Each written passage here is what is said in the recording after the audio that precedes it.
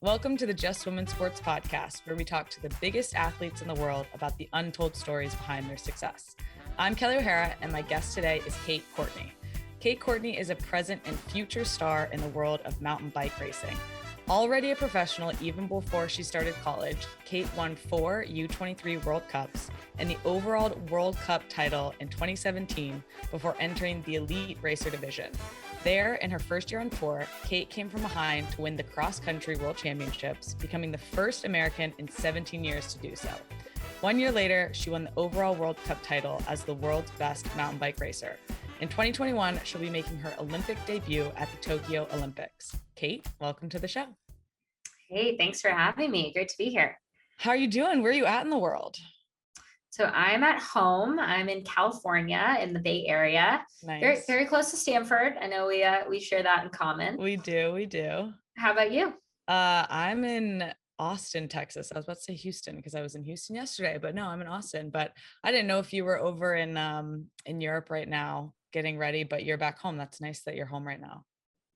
Yeah, it's a little bit of an Olympic year curveball. I broke my arm 4 weeks ago. Okay, I did hear that. Yeah, I was supposed to be over there for a week and then coming home for 2 weeks and then going back. A schedule, I'm sure you're used to that. Yes. But because of the arm, I actually ended up with a 5-week training block at home, and we've had a heat wave, so I've got some good Tokyo prep and soaking up all the good home vibes. So it's kind of a blessing in disguise. Yeah, you have to look at injuries like that for sure. That's interesting that you guys are also worried about the heat, because we have been very focused on heat prep for the Olympics. That's something that you guys are like very, very focused on. Absolutely. I think the game is heat there. Yeah. And I think, we do the prep. I've done heat acclimation. We have the protocols, we have the science. And then I went out and trained 4.5 hours in 90-degree heat the other day. And I was like, I need to stop for a popsicle. I'm unprepared. We need to test everything. So I think it is going to be challenging. You guys are doing popsicles? I think we're doing slushed ice. I don't know. Okay. We can't share this with the other federations. I know. But we'll have to have them cut this out. But that is funny because we're looking for like every possible advantage.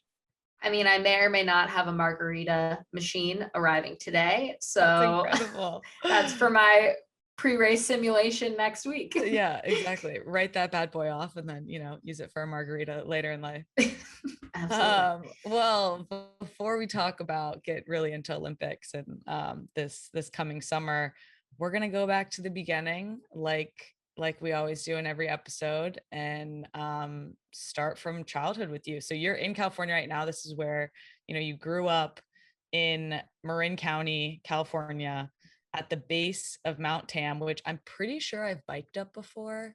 But I think I did it on a road bike. It was like, is that possible? Can you do it on a road bike? Absolutely. Okay. It's a beautiful place to ride road bikes. Yeah. I mean, Marin County is beautiful, but Mount Tam is considered the birthplace of mountain biking. So basically you were destined from birth to be a world champion mountain biker. So how did you first get into the sport? Yeah, I find it funny looking back. It all kind of makes sense and aligns. Yeah. But growing up, I did a lot of different sports, and I was pretty mediocre. Okay. I ran, I rode horses, I did gymnastics, I ski raced, I played soccer. Nice. And I was always like the person that they would say had the most hustle, but was not good, which I think is like maybe the worst combination. They're like, you're trying the hardest and you're still not doing very well. Doing the worst. Oh, that's hilarious. But I think it changed for me when I went to high school and found kind of more endurance sports where kind of the work you put in really equates to progress. And I became kind of addicted in running initially, and then later in cycling, to that step by step. Okay, if I train and I'm consistent, that I see myself improving and becoming more capable and stronger, and that correlated to better race results. So my competitive mountain biking didn't begin until my freshman year of high school, actually. So how did you, which is a little late. Yeah. So how did you even I guess it makes sense. You live in Marin County, mountain biking is huge there, but what got you to be like, I'm going to get on a mountain bike and do it competitively?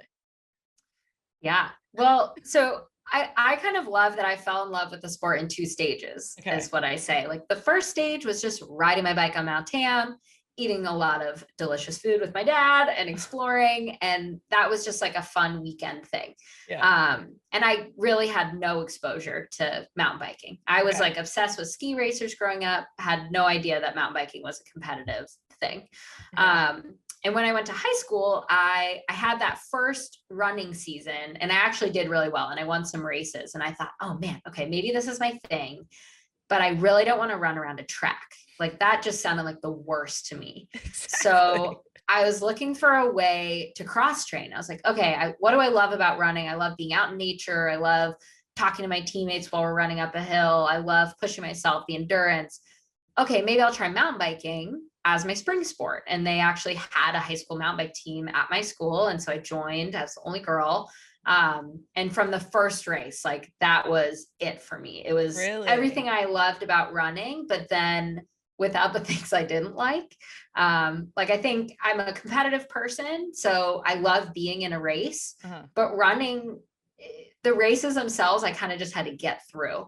And mountain bike races were like the most fun I'd ever had. Like I had fun not only in the training and the preparation, being out with the team, exploring, but the actual race was exhilarating and fun. And it had all these elements to me that were, it's an endurance sport, but they're sprinting and it's tactical and it's technical and you're going up and over routes and it's really engaging on a bunch of different levels. And you can also improve in a lot of different ways. So I had that first race and I thought, man, if I can get better at my technical skills, if I can build my power on these climbs, like there's so many ways that I can improve. And from then on, I actually never ran another running race. Really? Yes. It was a quick shift. After your first mountain biking competition, you quit every other sport. You were like, this is it. Yeah. I was like, I want to do this one. That's incredible that that you stumbled upon it that late in life in terms of doing it competitively, but then the moment you did your first race, you had decided. Yeah, I think for me, all of the things that I did before that really set me up well for cycling. And this is something I think that can be a challenge, especially for young athletes in a non-impact sport is, cycling, if you get into it too early and too focused, too disciplined, just on that sport, you can become really unbalanced, I think, in a lot of ways. And for me, I grew up playing all these sports, and actually because of ski racing, I did a lot of weight training.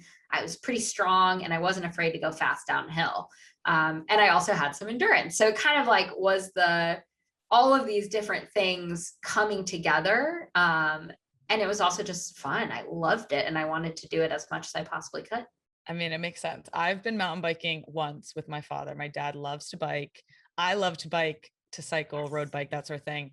I went mountain biking once with him and I was like, this is extremely dangerous and I need to be very careful and probably shouldn't do this again until I'm done playing soccer. Post-retirement. Yeah, I'm like so in. It's so fun. And I get why you could very quickly become addicted to it because it's just, there's so many elements that are awesome about it. So awesome. I get it. We'll go back. Yes, we'll go ride when I would love, even if we can like sneak one in while I'm still flying and we can just be careful. I'll keep you safe. That's a big responsibility. Yes, exactly. I'll trust you, hopefully. So what did a mountain bike race look like in high school? Is it the same in terms of like lengths, that sort of thing, as professional? Yeah. So it's pretty different. The biggest difference I would say is US versus Europe. The courses there are just much more technical and difficult. Mm-hmm.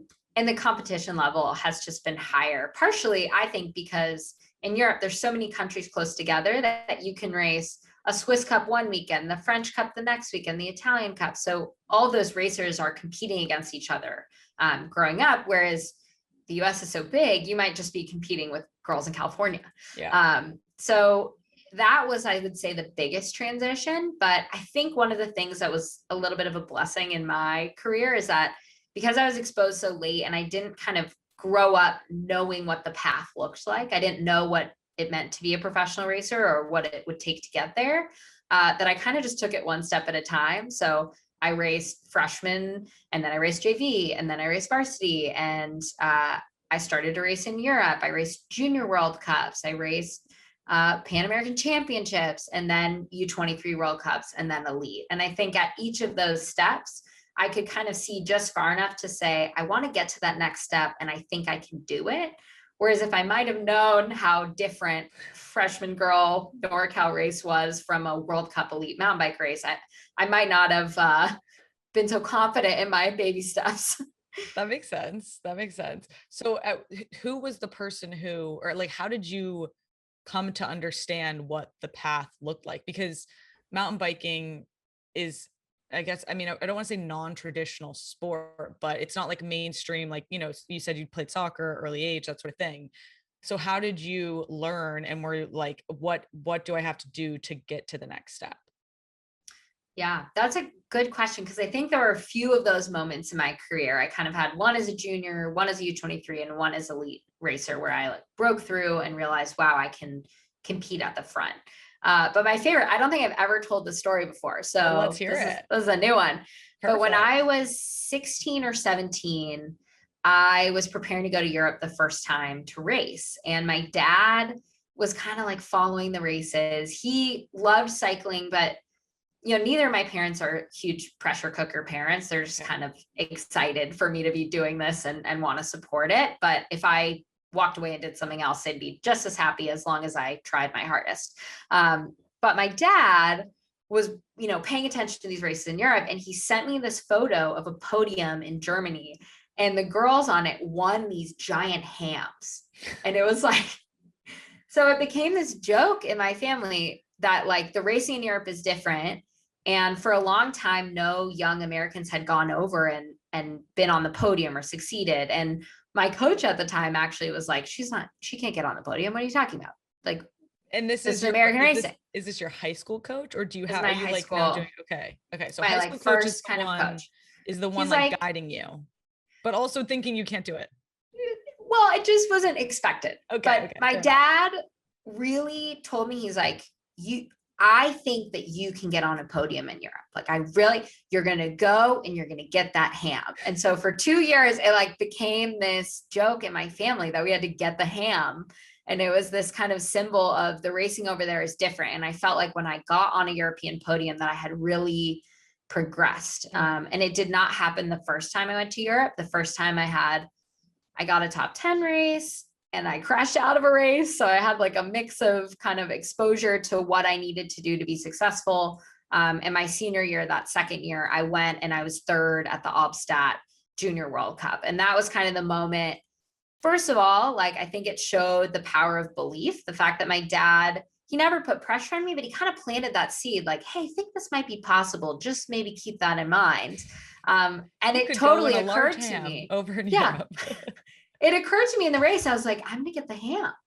I'm going to do it. Amazing. Like, I'm going to get the ham. And I think that's a fun way of kind of thinking about that moment. But it shows, you know, at every step in my career, I think my dad has really kind of planted these seeds of belief in me, and they aren't fantastical and unrealistic. They're more just like just outside of my understanding of the possible. And I think that's like the key of a coach. I have a coach now who does that really well as well, but a coach or a supporter is to like put it just outside what you see as your own personal limit. And at some point in the years that you're working towards that, you'll get to a moment where you say, wait, I thought my limit was here, but it's right there. And I think I can do it. And someone told me that I could.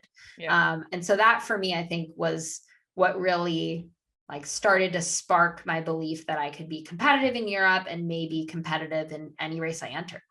I love that. I think that's so true. And I think especially when you're starting out in a sport or you're in the younger phases of a sport, I think having someone older that sees your potential and but also kind of, like you said, plants that seed to make you believe it's possible, because you might not have ever even thought that you would go win a ham in Europe. But the fact that your dad, you know, said that and planted that seed, I think that's really cool. So I'm a new, I don't really know much about mountain biking in terms of like the specifics, right? So you said high school mountain biking is very different from biking in Europe, once you become a professional U23 elite. So can you explain what those different stages look like?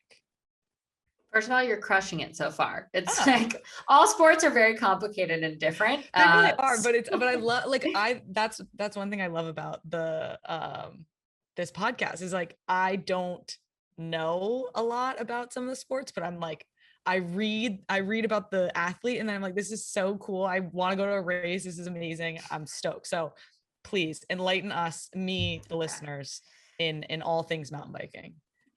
So I'll just maybe the structure of the races. Yeah. So for high school mountain biking, it's actually a really unique sport. High school mountain biking, they have it in I think 20 or 25 states now, and it's run by a national governing body, NICA, and that is not as focused, I would say, on developing professional racers. It's more of a high school sport, and because of the nature of mountain biking, it doesn't matter if there's 10 kids or 20 kids or 50 kids lining up. So it's really inclusive. It means that someone who might have gotten cut from the basketball team can join the mountain bike team and get in shape. And there's different levels, of course, freshman, sophomore, JV, and varsity. But there's also different goals within the races. Some kids are there to win. Some kids are there to get in shape and have this great experience with their family and community. So that's really where I started, which was not a competitive, super intense environment. But it allowed me to develop that competitive edge. And then I started racing in national level races. So they have a national level series that's apart from the high school league, and national championships. So that's kind of like that next level, I'd say. And beyond that, you start racing internationally. And that might include, like many other sports, we have national championships, Pan American championships, world championships every year. But we also have World Cups. So there used to be junior World Cups. Now there's only U23 and elite. So it's 19 to 24 or 19 to 23 too. 19 to 22, and then under 23 plus. Under 23. We got it. Yeah, we did it. Yeah. And then elite. So that's kind of the top level of competition are those World Cups, and they're definitely a big step up from the other ones. Is there ever a time when you're, a racer's 20 and they are competing in elite, or do they specifically keep racers within their age ranges and they don't allow them to, they like keep, you're 22, you're staying in U23 and then you can become elite? It's like an age thing, or is it a talent thing? You can race up.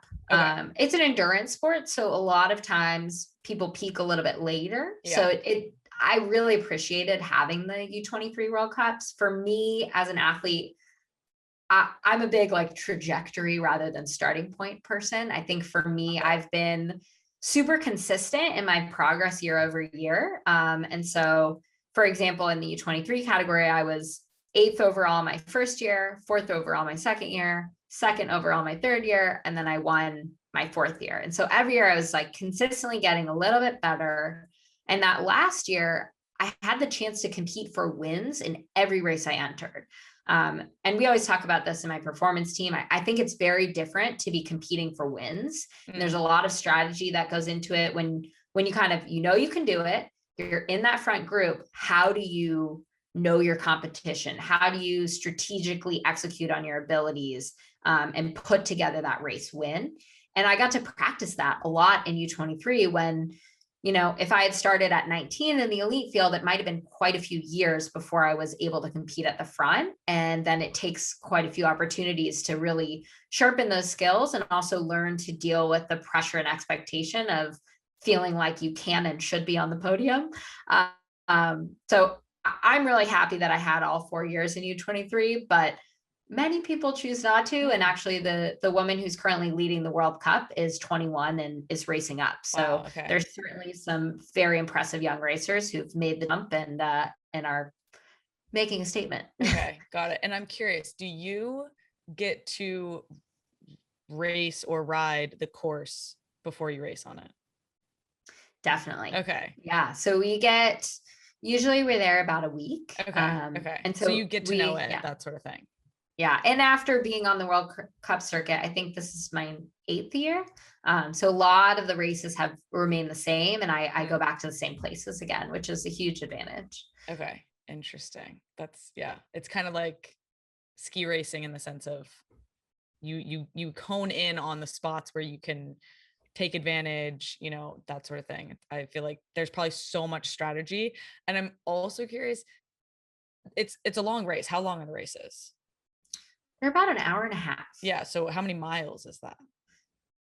Miles can Or vary, but I think it's about a 5K. It is. It's about a 5K course, and we do 5 or 6 laps. Okay, so it's laps.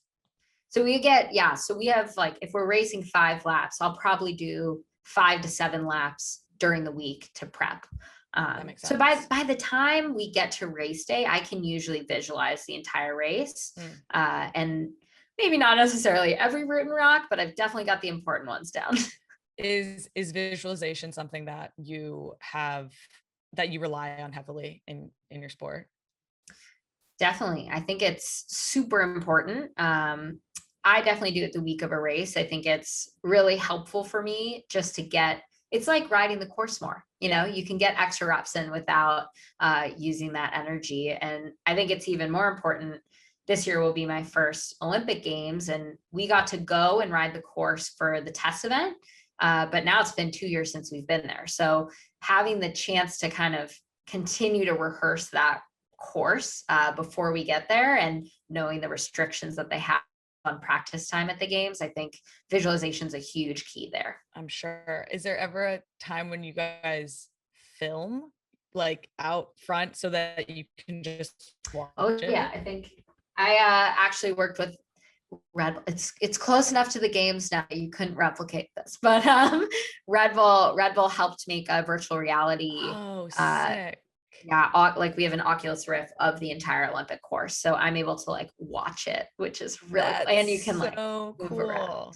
See, I think that's something that in football and soccer, I think that I don't know why somebody hasn't done it. I think that being able to watch yourself and the things that you would go through. And I agree. I'm the same way when it comes to visualization. Like, it's like you're getting extra reps, you're getting another game in, you're being able to put yourself in those positions and know what you're going to do and how you're going to execute.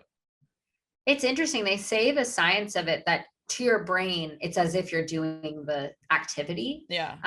But I thought a lot about like the way that you visualize and what you're saying of like being you on the soccer field. Mm-hmm. I feel like, and I'm not a neuroscientist, so I'm probably lying, but to me, at least, watching the visualization of the 3D where I'm me going through the course, I think I process it very differently than when you visualize something and you see yourself. Mm-hmm. If you know what I mean. I think it helps me process the information as if I'm riding my bike versus as if I'm watching someone ride a bike. Absolutely. I agree. That's really, really cool. Wow, you've got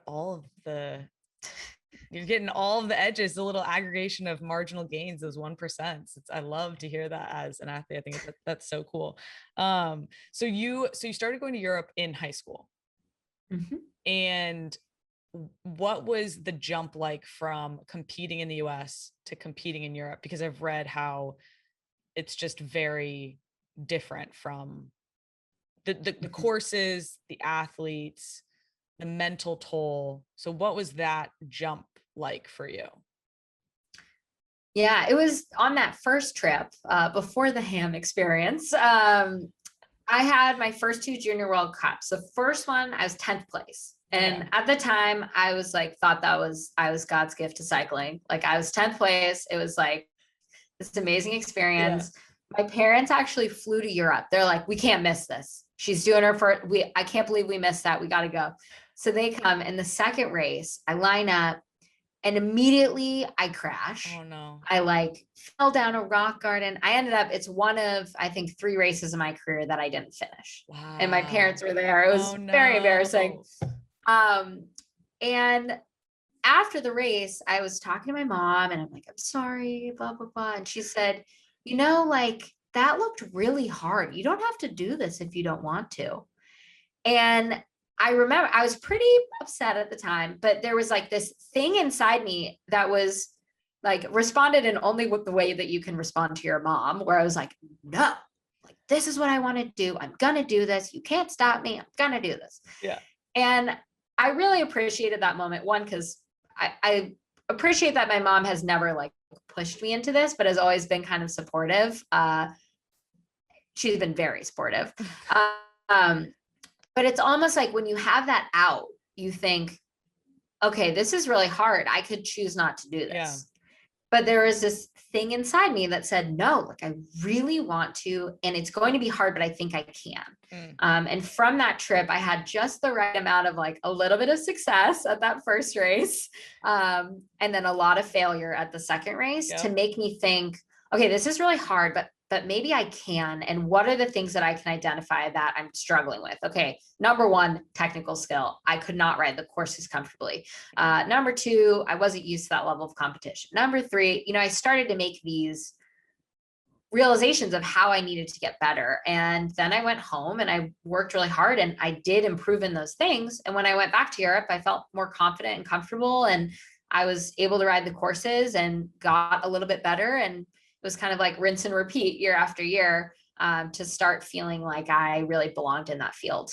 Yeah, that makes sense. And I think it's interesting. You had enough of a taste of success coupled with a large chunk of failure to be like, it was like the perfect mix to have you be like, no, I want this and I can do it, but I need to get a lot better, which I think a lot of people, especially young athletes, they want the success so quickly and so early. And I always tell people like failure, I think is one of the biggest teachers and I think is really important in sports, in individual journeys and athletic careers.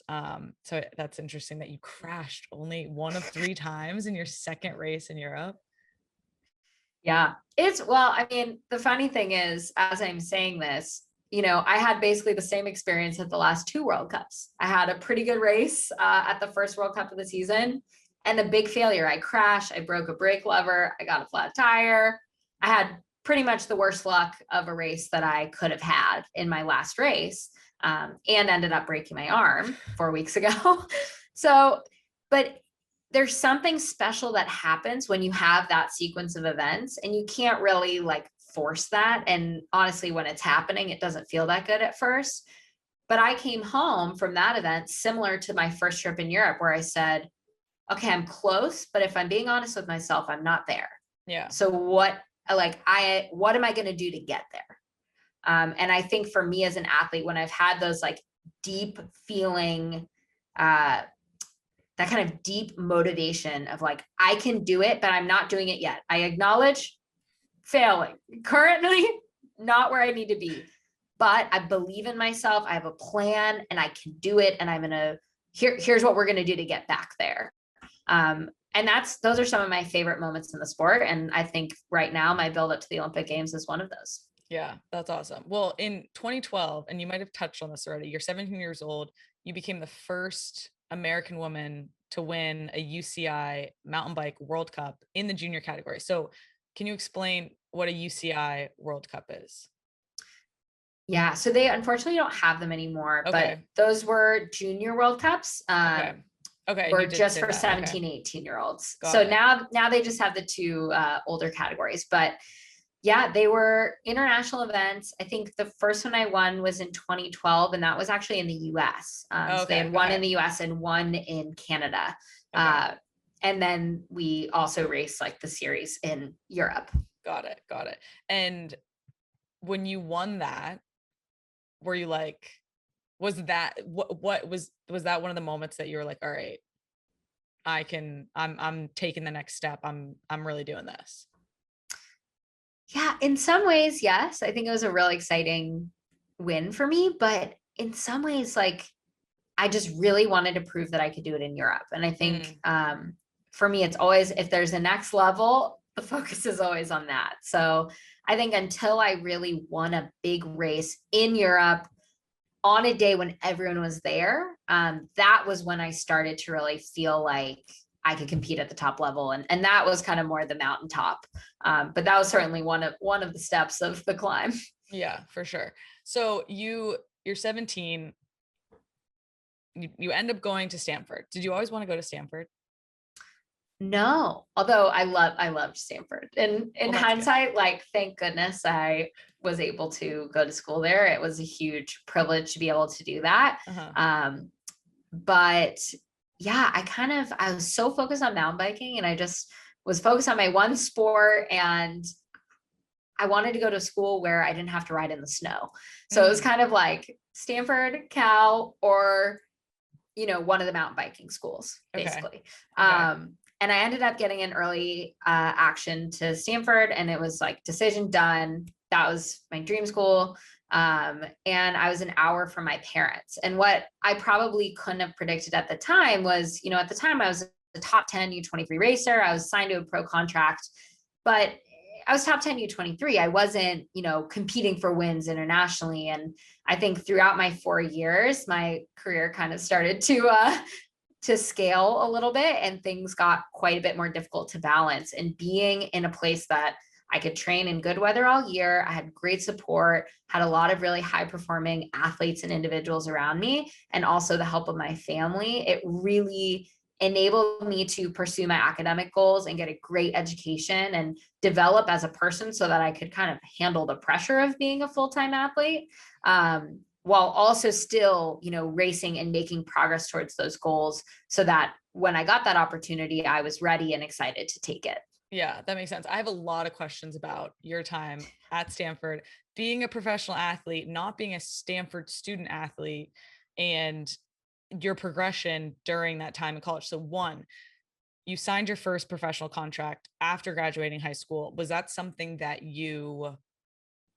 did you spend a lot of time on that decision, or was that just when that was an opportunity, you were going to take it? Yeah, it wasn't a hard decision, mostly because cycling is not a varsity sport. So it was kind of the only option. And I had many friends who were varsity athletes. And to be honest, the level of support that they get is very similar to what I was getting for my professional team. Okay. So it was definitely the right step if I wanted to continue racing internationally.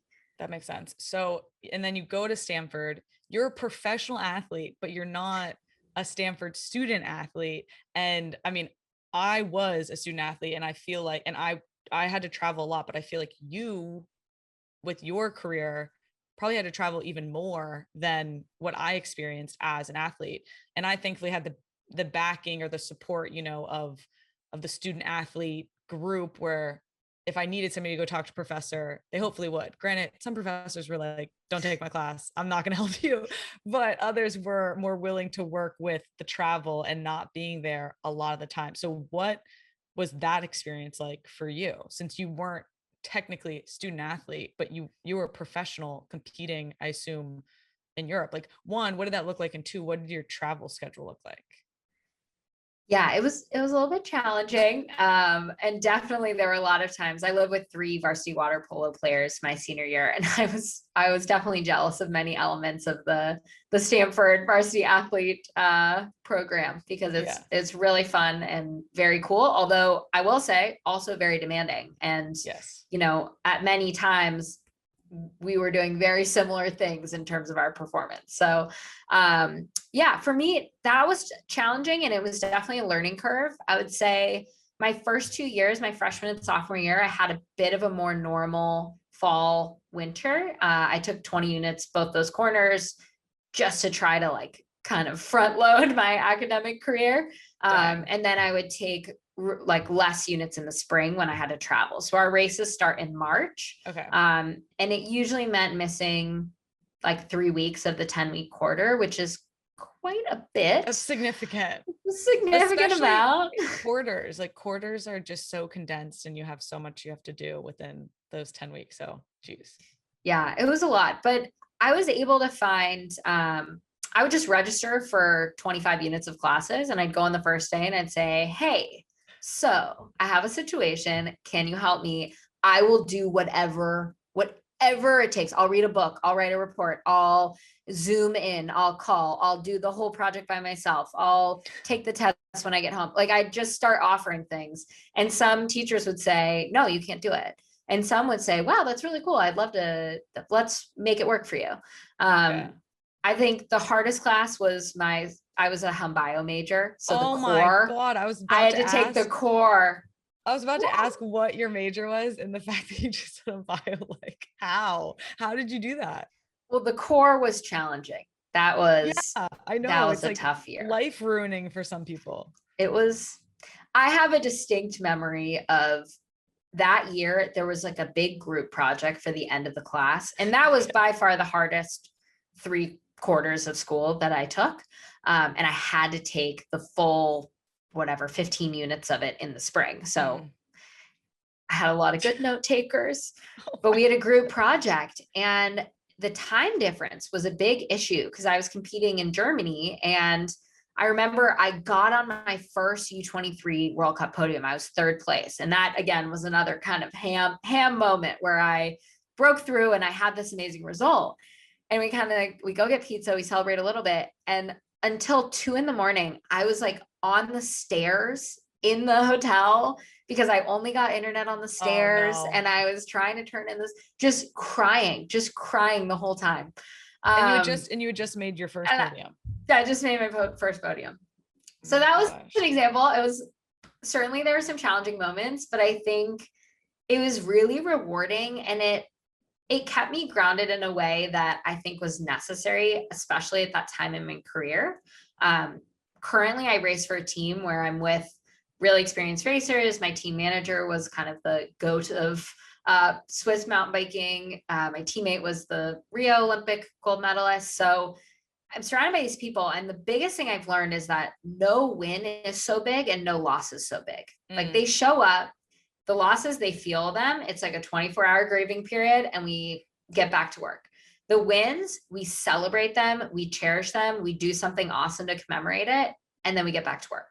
And that, I feel I kind of learned being a student athlete, where it allowed me to like separate my identity a little bit from my race results and from what I was doing as an athlete, and understand that, there's this bigger picture to keep in mind, and to kind of, not burn out on the sport so early, which I think happens to a lot of young athletes. That makes sense. I'm curious, do you want to do something post mountain biking racing career in hum bio, with hum bio? I don't know, maybe. Okay. I think it'll help me with, what did you major in? I majored in science, technology, and society. Awesome. So, STS. Yeah. You can do anything. Yeah. Environmental engineering. And I loved it. And like, I would Awesome. be I think that I would potentially see myself doing something in that field post playing, but I'm always curious, like, especially Stanford grads. Yeah. It's hard to say, I think, for me, one, because I don't know how long I will compete. Yeah. I'll probably compete through 2028 if all, knock on wood, if all goes well. Nice. I do appreciate at Stanford, I think they have a very broad, they allow you to explore your academic interests in a way that leads to a very diverse group of potential occupations. Like you could do anything. You're not on a track and there's one thing. STS is an example. Hum bio is another example. Super interdisciplinary, a lot of different things that you could choose to focus on. And for me, I don't know that I will have a standard career at any time. Like, I think, same. Yeah, we do a lot of weird stuff and it's really fun. Yeah, for sure. But I do think no matter what I end up doing, and even in my career right now, that education plays a huge role in allowing me to do the things I want to do, and also to have an impact beyond just what I do on the race course. Yeah, that's awesome and very cool. And I completely agree. So you go to Stanford, you graduate on time in hum bio, and then like, that's incredible. But I want to talk about 2016 Olympics, because you came very, very close to making the Olympics, but you weren't selected to the team. It came down to 2 of you, and there was a discretionary pick, and they picked the older racer. And I'm curious how you reacted to that moment and to that disappointment. Yeah, I've thought about that a lot in recent times, given the Olympics. Yeah. It was interesting. In 2016, I was young. So I was 20. I was still in the U23 category. So I wasn't racing head to head with the elite racers, but I was winning races. And so there's a clause, the way our Olympic team is selected is they say they're going to take medal contenders or future medal contenders. Okay. So it's kind of like the hope was very much alive that I could potentially make the team and go for experience. And I would say, growing up, I always made the world's team. I always made the national team. Like I made the things that I wanted to go to by being a pretty good racer. And I think that it showed me that the Olympics is something special. Like you don't just get to go because you're a pretty good bike racer. You have to deliver on the days that the selections are happening. You have to show without a doubt that you deserve to be there and that you are the best possible person to represent your country. And I didn't do that in 2016. And so I think the reaction was two things. First, I was way more disappointed than I thought I would be. Okay. Like I knew it was a long shot, but I was very upset. And I was actually in Austria with my now fiance, and, preparing to race again. And that was a really tough thing to have to go and race right after that. Yeah. So emotionally, it was very hard not to make the team. And I think a big disappointment. The flip side of it is I think it really ignited a little bit of an Olympic flame in me that, excuse my cliche there. I love it. It ignited a little bit of flame for the Olympic journey that I hadn't felt before. I didn't ever feel like I was the kind of person who could go to the Olympics. Like when I watched the Olympics as a little kid, I thought they were kind of superheroes and I didn't see myself in them. Really? And after 2016, the Olympics became my focus. And I said, I don't want to go to the 2020 Olympics for the same reasons as 2016. 2016, I wanted to go for experience. I wanted to be picked on a discretionary pick. I wanted to go. I wanted to get the cool swag, meet all the other athletes, have the Olympic experience, go to the Olympics opening ceremonies, and do the whole thing. And nowhere in that had I really thought about the race. Interesting. Right? Okay. Like I was being picked. I knew I was not going to win a medal that year. Like, just to be realistic. But I wanted to go. Yeah. And that changed in an instant in 2016. And I was like, I'm going to go in 2020. I'm going to automatically qualify and I'm going to go and I'm going to compete for a medal. And in that moment, that was like goal set, done. And we've been working towards that for 4 years. And 2019, I automatically qualified for my spot.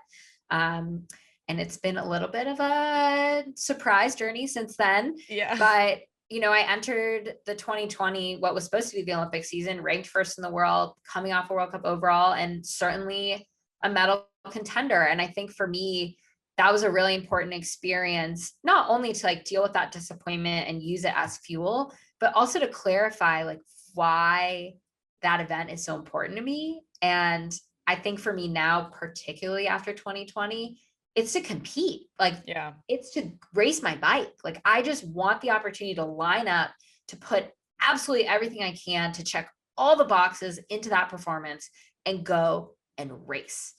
And that is what the Olympics is about for me now, beyond even, all the kind of fanfare and fun that surrounds it. Yeah, that makes sense. And I think that knowing that now, you're going to be in such a better position to execute and do what you want to do and hopefully win a gold medal, not just be there and be participating, but be there and be potentially a gold medalist, which is, what everybody wants to do when they go to the Olympics. I'm curious, so you said you were in Austria with your now fiance and you were competing, racing. Was it like, because you didn't automatically qualify, which you automatically qualify through certain, like you're ranked at a certain point and that's how you qualify? There's like selection races. So okay, it's better not to get into it. They change it every time and it's super complicated, but I automatically qualified with the top 5 at the World Championships the year before. So that was that was the only way you could qualify in 2019. And then there were 2 races you could qualify in 2020. Okay. And so because you didn't automatically qualify, the discretionary pick, they just called you and said, you're not the pick. Mm-hmm. Yeah. Oh. Actually, I don't know if they called me. I think I just looked it up. Oh, really? I think they like announced it. It might have been an email or something. I don't really remember. I remember we stayed up and waited to for it. find And out. then, oh man, Disappointing. that's like I've been there when you're like waiting to find out if you make something and then you don't. Yeah. I feel like it gave me almost this like ruthless feeling about selection teams though, where I'm like, looking back, me now, like I didn't earn the spot. Yeah. Like I could have gone and maybe they could have sent me and maybe that would have been good experience, but I didn't earn it. Like I didn't demonstrate without a doubt that I was the best person to go for the US and I had the best chance of bringing home a good result or a good result in the future. And I think that's what makes the Olympics what it is that it's so hard to get there and that the people that do go have fought so hard to be the best they can be, to be the best that we can send. Yeah. And I'm kind of glad in some way that I didn't have that experience in 2016. And now for me, it's really exciting to get that and to also do so in a way that I'm really proud of. For sure. I completely agree. And I think, like I said, I think that gave you really good perspective. And I'm curious, again, I keep saying I'm curious because I am. I feel like your story is so interesting to me because of just like the steps that you took and you just like keep climbing. So you get cut in 2016. You don't get picked. But in 2017, your first full season, you've graduated from Stanford. You win 4 U23 World Cups and the U23 World Cup overall title. You also take home the silver at the U23 World Championships and you win your first elite national championship. So you don't get the pick. You don't get picked for the discretionary pick, but 2017, you have like a lights out year. So was that fueled by the finding out online that you didn't make the team? Yeah, I think in many ways it was. And by that recognition that if I wanted to achieve the things that I wanted to achieve, I needed to get better. And I started training with a new coach actually that fall. And my coach is tough. And okay, we trained very differently than I trained up until that point. The volume went up, the intensity went up, the expectations went up. And I worked harder than I'd ever worked and I performed better than I'd ever performed. Love it. I love when failure turns into fuel and you just go on a tear, which you clearly did. And so then in 2018, you move up to the big leagues and it's your first year as an elite racer. And you place in the top 10 at 6 World Cups and finish the season 8th overall. And then you get to the UCI World Championship race. It's in Switzerland. It's your first year at the elite level. On the last lap, you're in second place. And can you set the scene for us? Because I watched the last like 2 minutes of the race and I got goosebumps watching. So I want you to talk about it. Yeah, that was a pretty awesome experience for me. I went into that race. I was a solid top 10 racer. But I'd also had some results. I kept getting really close to being on the podium and then having things go wrong. So I in the race, 2 races before I was third the whole race and then crashed and had a flat and got 6th. Or, I kind of had these feelings like, oh, I think I can stick at the front, but not quite. Yeah. And that day it all really came together. I was riding in second and third for a lot of the race and then caught the leader, I believe with 2 to go and we were together. And then she attacked me and dropped me on that long, like she attacked. She it seems illegal. Okay. Sped up and I couldn't hold her wheel and she got a little bit of a time gap on me. Okay. And I was chasing. And that's somewhere where my preparation really worked. I had practiced that 2-minute climb in training for months and months. And I knew what pace I could hold. And I just really rode my own race. And part of it was that, silver would have been a great experience for me as well. So I'm saying, okay, I'm okay. I might get second, but I'm going to keep pushing as hard as I can. Okay. And the girl in front of me, she pushed super hard on that climb and then ended up making a mistake. And I, was able to pass her and then executed a really great second half of that lap. Partially, I think, because I held back just a little bit on that climb and really was able to keep my composure. In that second half of the lap, I had like a few seconds and all of a sudden realized, okay, I could be the best in the world today. Like if I want this, I have to ride the best that I've ever ridden. I have to perform like I deserve this win. And I was able to ride a really clean last half lap and come across the finish line. I think we had the most fans of any race ever. So the grandstands were full. It was loud and amazing. And more importantly, my parents actually were in the finish shoot there. That. So it was a very special moment. And I think,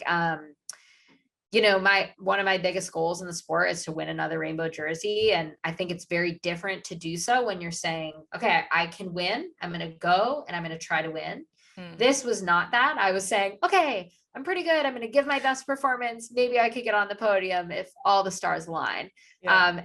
And I think when you surprise yourself like that, when you surprise your family and your coaches and your friends who believed in you, but you a little over delivered, those are some of just the best moments in all of sports. Yeah. Like I said, I got goosebumps watching and it was so cool. I was like, oh my God, she's going to win. And even though I knew you had already won, but it was awesome to like see. Sad that the other girl faltered a bit, but you take over and win, and your parents being there, that was really cool. And it's the first time an American had won this race in 17 years, correct? Yeah, it was a long time. What did that mean to you? It was really special. I think it changed my perspective on what it means to have success in racing. I think before that, it had been more internal and for me, which I think is good. Like having that intrinsic motivation is great, I think, in sports. But when I won that race, it was like a gift that I gave to my family and my friends and my coaches and my community. And it comes with, so in cycling, when you're the world champion, you wear a rainbow jersey, which is like the most fun thing ever. I'll just say, I bought rainbow everything. I painted my nails. It was such a fun year. That's awesome. And I just enjoyed it and I shared it and the people around me enjoyed it. And it was special to see that. We had a party at the Mountain Bike Hall of Fame and some high school racers said, wow, she's from Marin and she was able to do this. Like maybe I can't. And it made me realize, and I think has given me a lot more purpose and motivation to have those big results in the future, that when you do that and you do it the right way, it can have a big impact. And it's also just really special and fun to share with people that you know and care about, but also just, fans that might not know you personally, but that are impacted by seeing that become a reality. Yeah, for sure. So I'm curious, I keep saying that because I don't know enough. So UCI, you won the UCI World Championship race.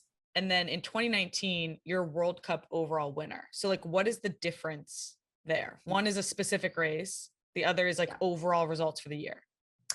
Yeah. So it's a little different. The World Cup series, there's like 8 races usually. Okay. And the person who has the highest total points from those is the World Cup overall winner. Okay. The person who wins world championships on the day is the world champion with the rainbow jersey. Okay. And there's debates as to what is like more prestigious and harder. Yeah, I'm curious. What do you? In my opinion, like the rainbow jersey is just so special, and it puts you in this league of racers who've won at that level across all sports or across all disciplines within cycling. So the road world champion, the track world champion, they all wear this rainbow jersey. So cool. To me, that was very special. I will say World Cup overall, way harder because you have to hold your form the whole time. You have to handle the pressure. You have to deliver every time. You can't make mistakes. You can't have issues. And that was really challenging for me. Yeah. It's similar to surfing in that they're world champion, they're crowned world champion over the entirety of a year-long season, and they have to accumulate points and you have to be consistent to get that title. So but the rainbow jersey sounds pretty cool, and I can understand why you would want to win that. Do you wear that for the whole until the next world championship? You wear it for a year. Okay.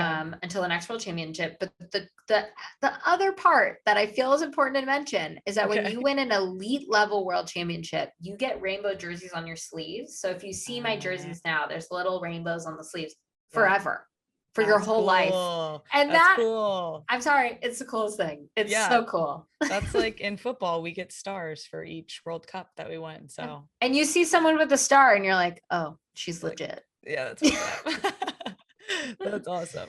So you, in 2019, you become World Cup overall winner, which you just admitted you think is harder to do or to achieve just because of the consistency. So did anything change in your approach or preparation for 2019 from years past?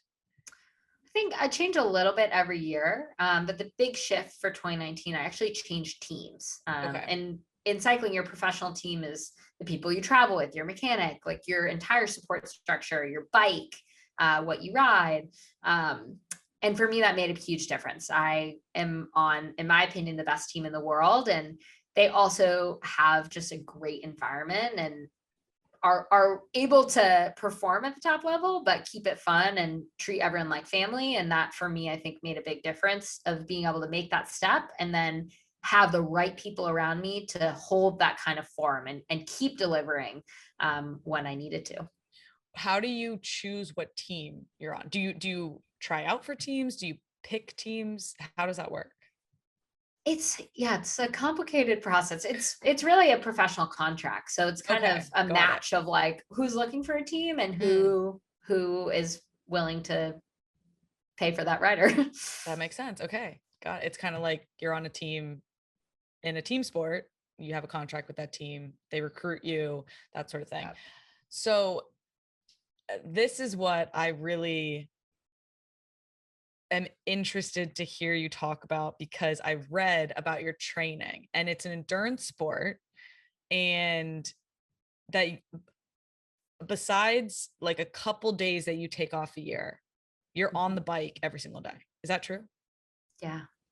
That's I mean, insane. I've started taking a few more completely off days. Okay.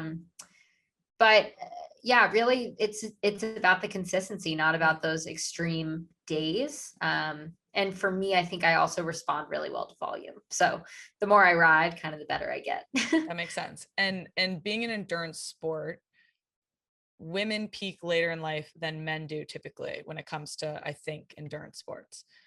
So what age are you thinking you're gonna hopefully reach your peak? Or you're like, never, I I'm don't just gonna know. keep getting Hopefully I'm better. still on the climb.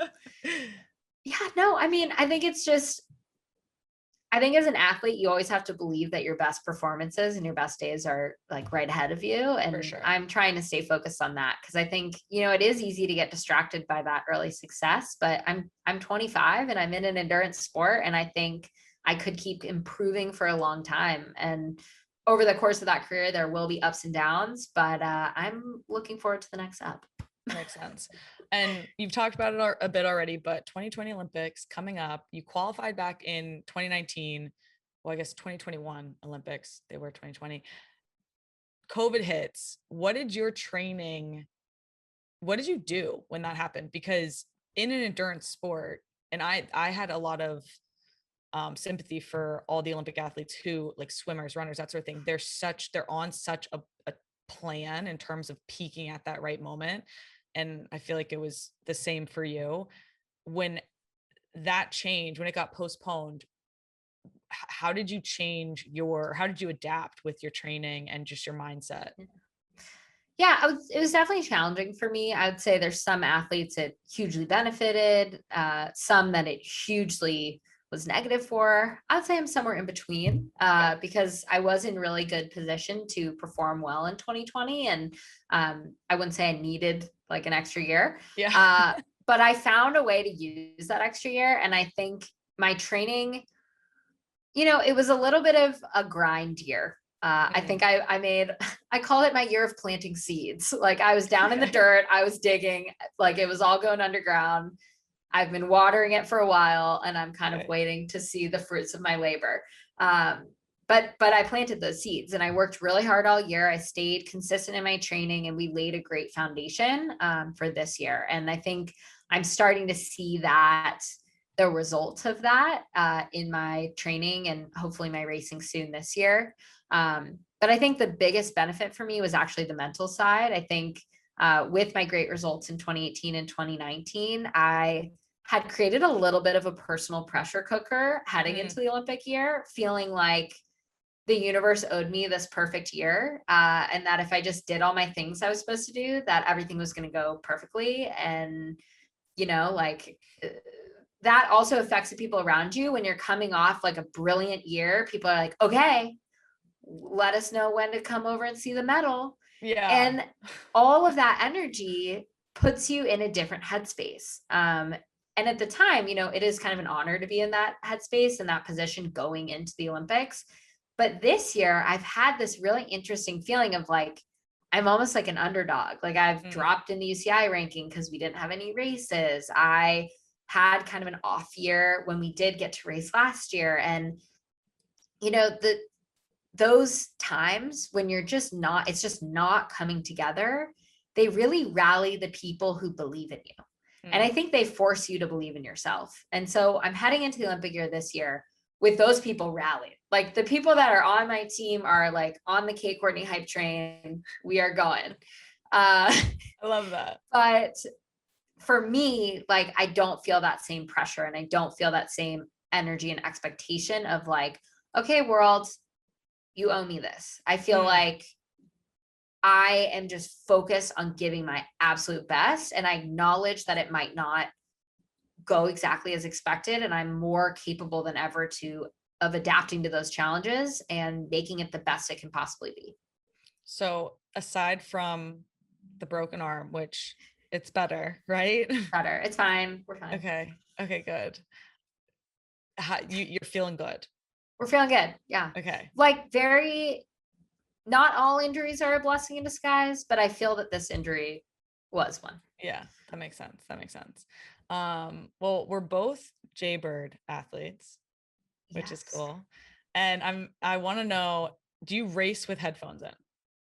No, it's illegal. That's why I asked, because I was like, could somebody be telling you strategy in your headphones? Or if I raced, I would want headphones in to listen to music. But when you're training, what is your go-to music? Go-to. Or so do you listen when you're training? I do. Okay. I don't during hard intervals. Okay. So I'm kind of like, I feel like music can be a little bit of a crutch in a positive way. 100%. So I like to use it. Like if I'm having a really bad day, like that's my crutch. I'll put that. I'm like, you know what? You're going to get through this and you can listen to music. You're loud. You're loud. But the really hard like race simulation days, I try not to, just to be in the environment that I will be when I'm pushing hard in a race. But that means that my warm up is the time to shine. So I definitely have some pretty gnarly rap music on there and lots of Beyonce, and we get ready to go. That's awesome. I completely agree. I feel like music is such a crutch, also just such a motivator. And I absolutely have to have headphones in when I'm in the off season, grinding out just the shit workouts, like the ones that you just don't want to do. What's the Tokyo song for you? Ooh. Do you have one? I have one that's been on my... I don't have one yet because I haven't made the team yet. So I'm like, wait, you got to wait. And mine comes. What about your Tokyo training in the prep? Well, the thing is we're in season. So like, I'm not listening while I'm training, but I do have my pregame or my pre-practice list is mostly country, just because it's like summertime and it's happy. But when it comes down to it, it's definitely like rap and hip hop for sure. What about you? What's your song? My 2020 Olympic song was Gold Digger. Love See what it. I'm saying there? Yeah, I get it. I get going with that, and I like it. Oh man, that's awesome. All right, so we both have 5 more minutes. We're gonna wrap it up. We're doing our repeat questions. So the JWS podcast is sponsored by Heineken, which celebrates women in sports at the top of their game, where each athlete is unique and successful and has a story to tell. So who's the one person in your life that has had the biggest impact on your career and why? One person. You could like on my career. Okay, I'm gonna go for it. My coach, Jim Miller. I walked into his office when I was 17 years old and he said, "What's your biggest goal?" And I actually don't remember this, but he told my dad later. I sat down and I said, "I want to win an Olympic gold medal."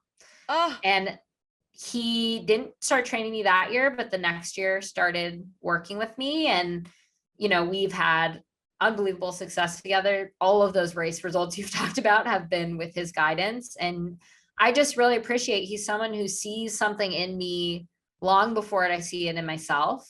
And he's not afraid to push me. And I think that's what I love seeing in women's sports is like women are tough and they're capable and they're strong. And I love having a coach who, he says the women he trains will train harder and are tougher than the men he trains. So I think for me, that was something I really thrived on, is I could trust that he would get the most out of me if I just trusted him and, put everything I could into every workout.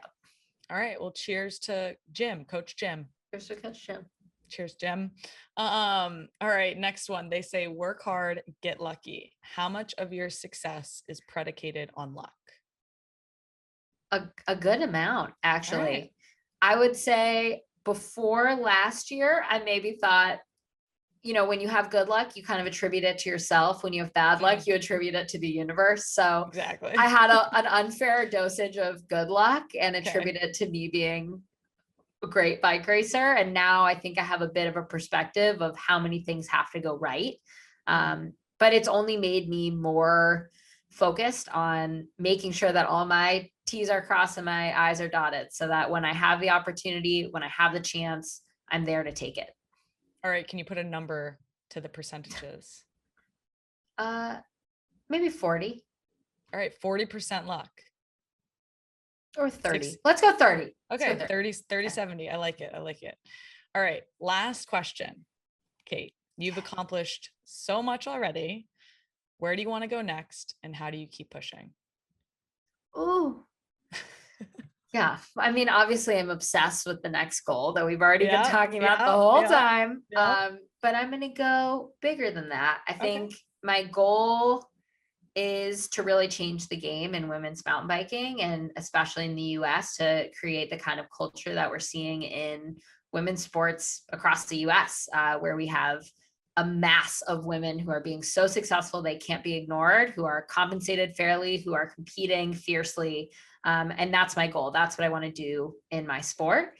And what was the other part? How do you keep pushing? How do I keep pushing? There's always a next level. I think for me, it's in everything I do, whether it's sports or just in life. There's always a next level of things. And there's one other thing I've learned from COVID. It's that there's many different elements to being a well-rounded, successful, high-performing human being. And some of those things do not have anything to do with sports, like planning a wedding next year. Hey, so I'm going to embrace all the many sides of that and keep trying to elevate each one. I love that. Well, thank you so much for the time today. I can't wait to watch you in Tokyo. I can't wait to see. We'll see you there. Hopefully, fingers crossed. We haven't, but it's not official yet. But to see you, hopefully win gold, and I know that you're going to continue to elevate the sport, elevate women, and I'm excited to just be a fan of yours and watch your career and all the things that you accomplished. So thank you again for the time. This has been awesome, and I really appreciate it, and good luck. Thank you so much. It's been an honor, and hopefully I'll see you over there.